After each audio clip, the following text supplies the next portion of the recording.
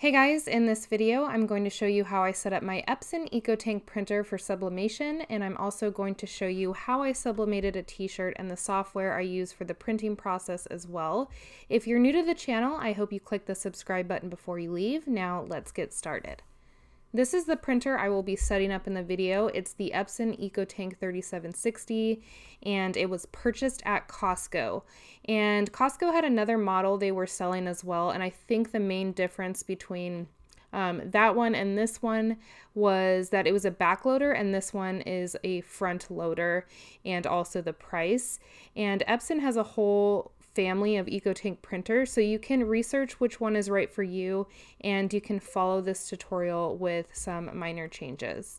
The sublimation ink and sublimation paper I will be using is by the brand Hippo. I got them both from Amazon, and you want to be sure to check if the ink is compatible with your printer first, and it will list the model numbers it is compatible with. And I do want to mention that there are two different types of applications for this ink by this brand. One comes with syringes where you literally have to sit there and suck out the ink from the bottles and then syringe them slowly into the tanks. And then there's the style that I purchased, which the bottles are made to just sit upside down and slowly pour into the tank, which is much faster and easier.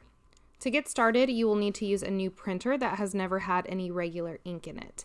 There is a way to flush regular ink out of a printer so that you can use it for sublimation. It is a bit of a lengthy process, but you can find videos on it, but I will not be doing that in this video. I'm going to be using a new printer. So to start, lift the scanner unit to access the tanks, then one at a time start to fill each color tank.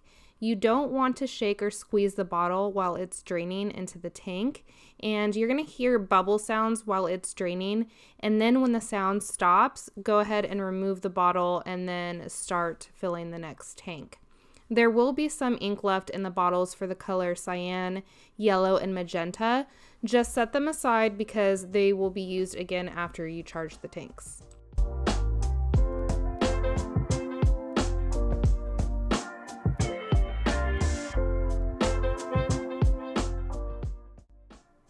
Next, plug in the printer and turn it on. Then go ahead and select the language by using the arrows and then pressing OK. Press OK on the next screen, and then once you get to this screen, hold the question mark button down for 3 seconds and then confirm the tanks have ink in them, and then just press OK. The ink is going to begin the charging process, and it will take about 10 minutes. During charging, the tanks will lose some ink because it's being run through the printer for first time use. That's why the bottles have some ink left in them to add them after charging. When charging is complete, press OK. Then lift the scanner unit, open the lid to the tanks, and then top off the tanks with the remaining ink in the bottles.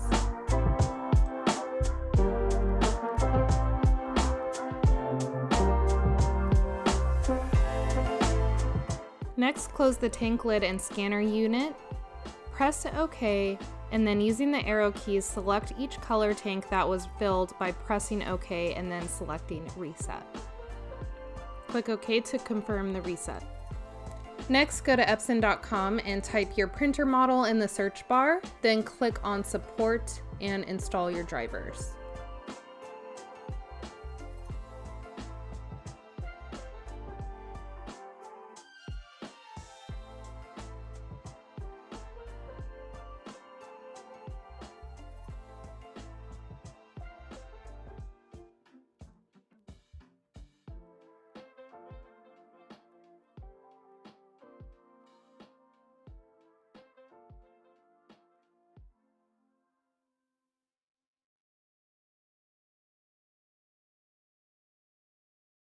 For the sublimation paper I'm using, it says on the back to print on the white side of the paper, and both sides look white when I first look at it, but if you hold it into the light, one side has a slight pink hue to it.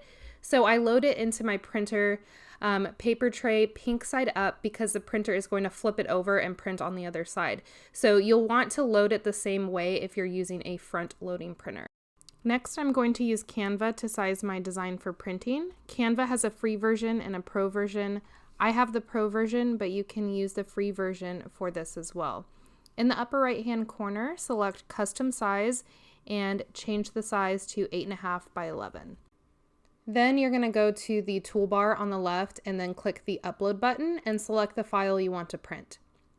Resize it to your liking, and once you're happy with the fit, go ahead and click on the flip button to mirror the image. You can also do this in your printer settings as well.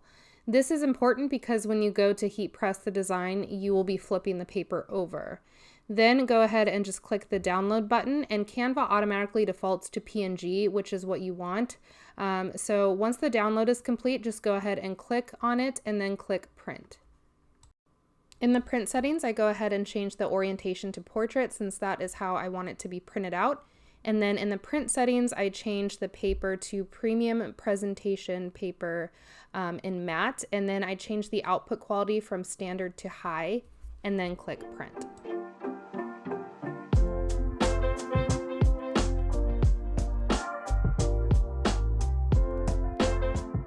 Then I set my easy press to 400 degrees and trim down my design. On the back of the sublimation paper box, there is a transfer guide. In the first press I did on a shirt, I did at 360 degrees for 30 seconds, and the transfer didn't come out as vibrant as I wanted it to, so I tried it again on another shirt at 400 degrees for 30 seconds, and it was perfect. And I do want to mention that I did these on 95% polyester shirts by Cricut. It's important that you have a high polyester count shirt if you want vibrant results. You can bleach shirts or sweaters for sublimation, and there's also a special spray that you can use on cotton shirts, but for long-term wear, polyester is the best. So next I just flip my paper over and center it where I want it on my shirt, and then I use some heat tape to hold down the paper in place while I press it. And I have my heat press mat in between the shirt, and I covered the paper with a piece of Teflon. You can also use butcher paper. Then using firm pressure, I just heat press at 400 degrees for 30 seconds. After my press is done, I remove my Teflon sheet and sublimation paper, and that's it. I hope this video was helpful for you if you're wanting to get into sublimation. I'm still very new to it, so I thought I would make a video documenting the process and what worked for me. If you like this video, I would love a thumbs up, and don't forget to subscribe before you leave and turn on your notification bell before you leave as well so you never miss an upload from me. And thank you so much for watching, and happy crafting.